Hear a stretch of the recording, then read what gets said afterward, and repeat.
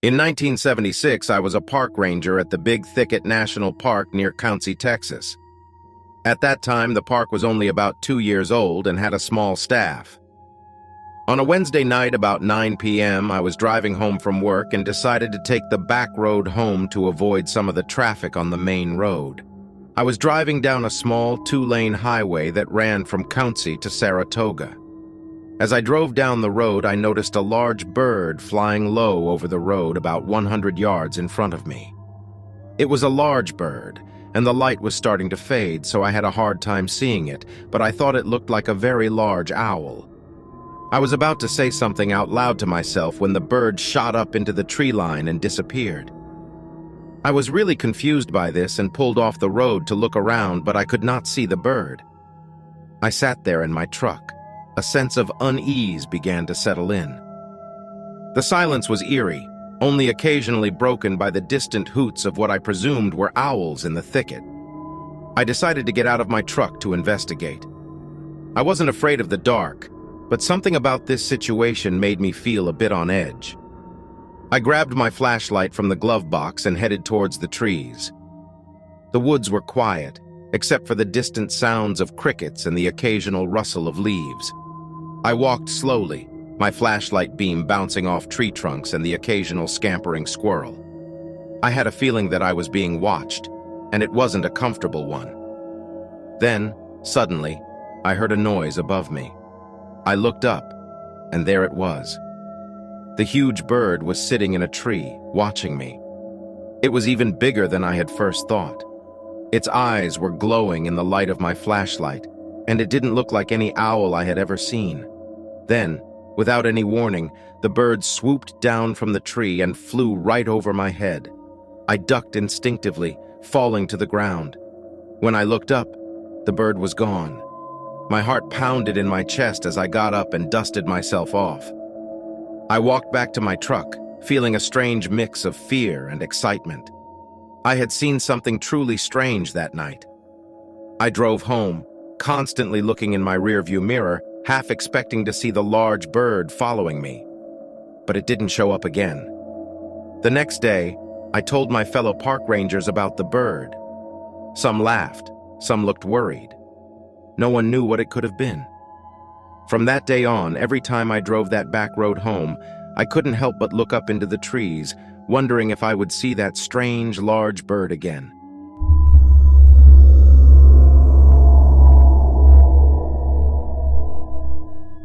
I've done a lot of camping in northern Michigan with my dad. My grandma had a lake house up there, and my family would use it a lot in the summer.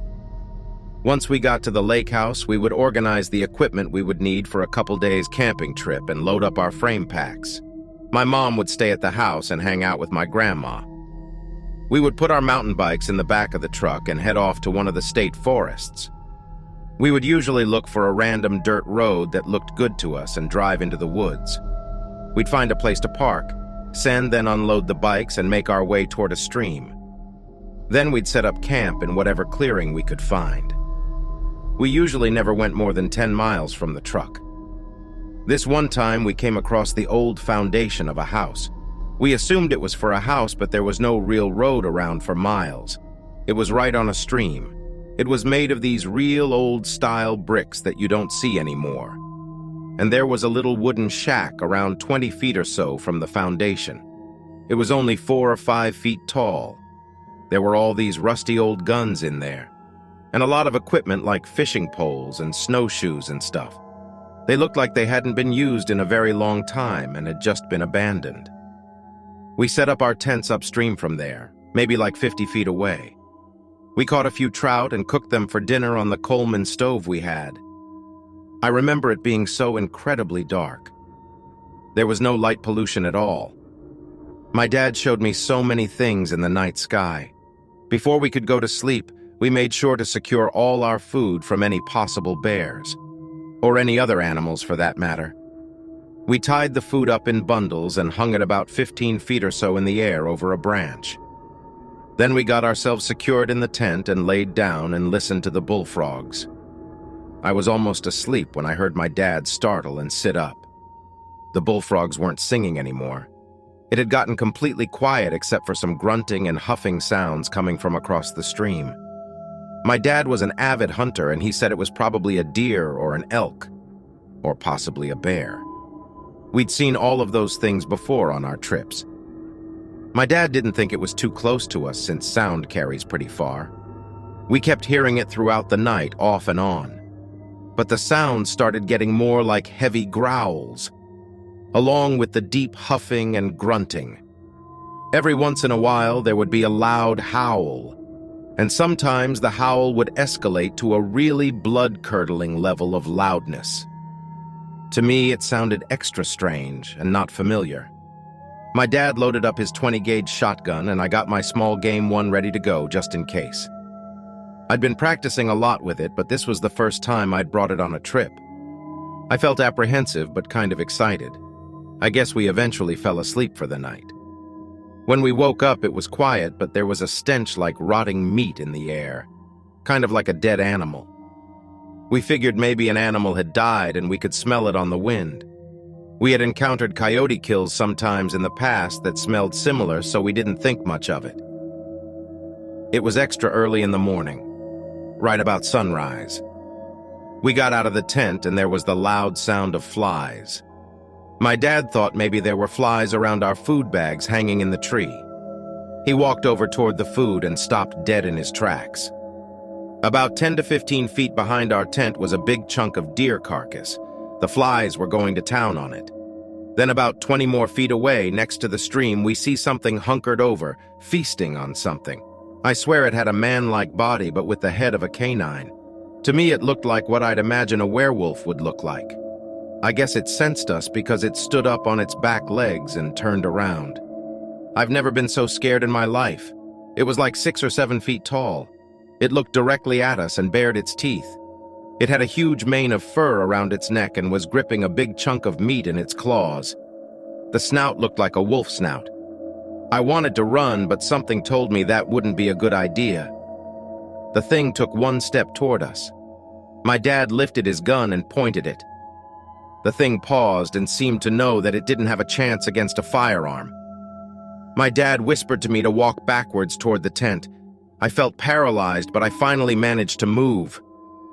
My dad fired off a warning shot, and the thing took off running so freaking fast. We hauled ass to our bikes and left. We left all of our stuff behind. It wasn't worth it taking a chance on packing it up. We got to the truck and drove to the ranger station to report it. I just remember the guy looking at me, then my dad shaking his head slowly. You could tell he was spooked but didn't know what to say. We never did find out what the hell it was. That was years ago and we still talk about it. We tend to camp in less remote spots now, though.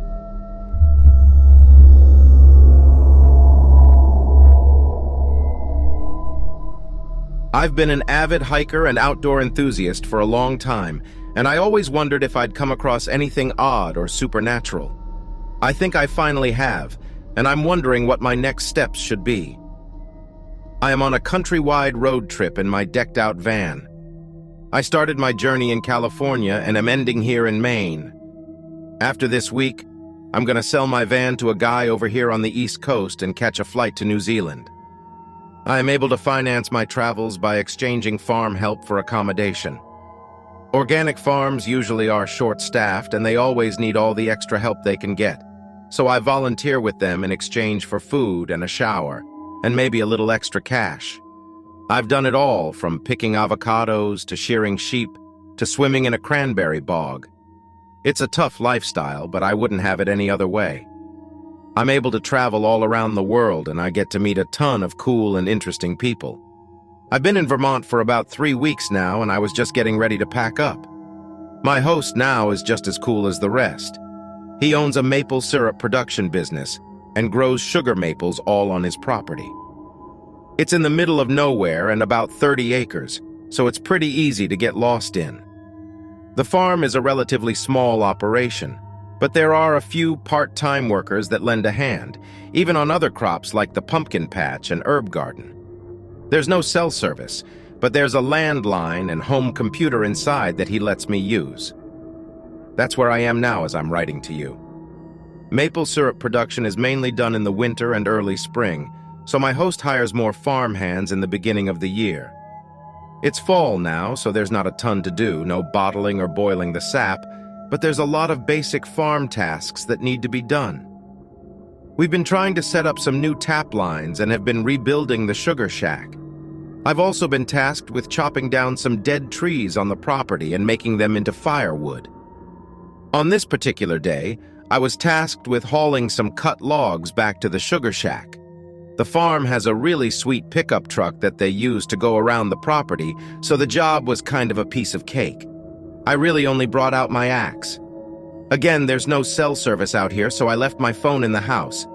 I really wish I brought it so I could take a picture and show you what I saw. You'll just have to take my word for it, though, unfortunately. I was only like 5 minutes into the woods when I started to hear this weird noise. It was like a static hum or a buzzing noise. I thought my ears were just ringing at first from going hunting earlier that week, but it kept on going just barely, and I could tell it wasn't in my head. I thought maybe it was a plane going by or a strange cricket, but the sound was just so different from anything I'd ever heard before. I kept working on the logs and hauling some pieces onto the truck when curiosity got the best of me. I'll be honest, I didn't really want to investigate because my host's wife was making pot pies for dinner and I wanted to get my work done on time. But I just couldn't help myself. It was almost like I was drawn to it or something. I kept walking towards the noise.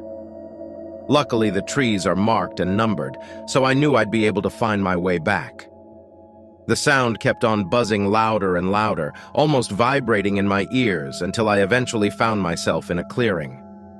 Straight ahead of me was a whitish, bluish light glowing in the middle of the clearing, about 3 feet off the ground. I could see through it, but there was like some electricity or energy pulsing in it.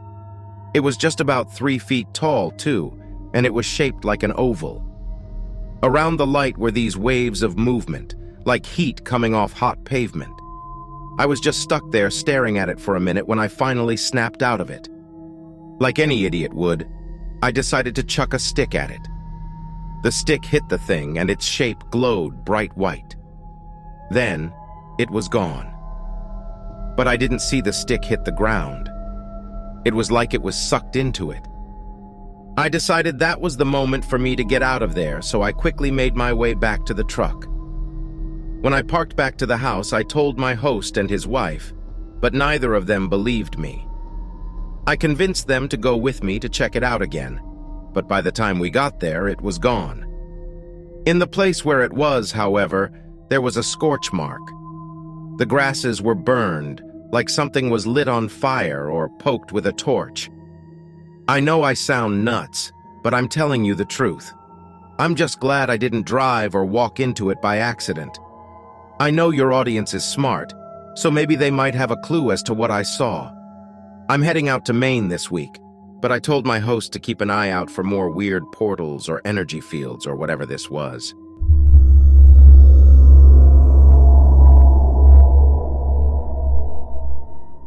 I grew up in southeastern Montana. My best friend was always super into astronomy and stuff. Anything related to space always got him hyped up. I actually learned a lot from him, and I can still recognize so many constellations even now. This event happened when we were in our early 20s. It was August, and we wanted to go see the meteor showers. We met up and headed for Medicine Rock State Park. We wanted to find the perfect spot to lay out our blanket and get comfortable. So we were just idling along in the car, trying to agree on a place to park it. I kept getting distracted by the rabbits jumping across the road. I was so worried we were going to hit one of them. I guess I was being annoying. My friend pulled over and said, "You drive if you're so worried." We had just turned back onto the road when a light suddenly appeared to the north. For a size reference, I'd say it looked smaller than the sun, but it definitely looked round. It was a very deep, rich orange color that seemed to glow. It actually reminded me of lava. Probably because it looked like it was kind of morphing and radiating like lava does. We both saw it, and it stopped our arguing right away. We were staring at it, and then it suddenly disappeared. like a light that just shut off. I stopped the car and we were straining our eyes to try and see where it went. My friend was so excited and speculating about what it could have been. But before we could even manage to have much of a conversation, the same light suddenly flicked on in the sky to the east of us. This time it seemed much closer. I'm pretty bad at estimating distance, but I'd say it was no more than a few hundred feet above the sandstone pillars, and probably about 1,000 yards from where we were sitting. While we were staring, it seemed to come into better focus, and two more lights kind of separated from the original orb we'd been looking at. At that point, it looked like it was forming a triangle. The triangle started to rotate around itself slowly. It was wobbling and morphing, but it stayed in that spot in the sky. Then the lights started changing colors and flashing. It seemed to be flashing at pretty random intervals. My friend, the space expert, said, "Let's time it." He's like, "If it's a UFO, we might be losing time."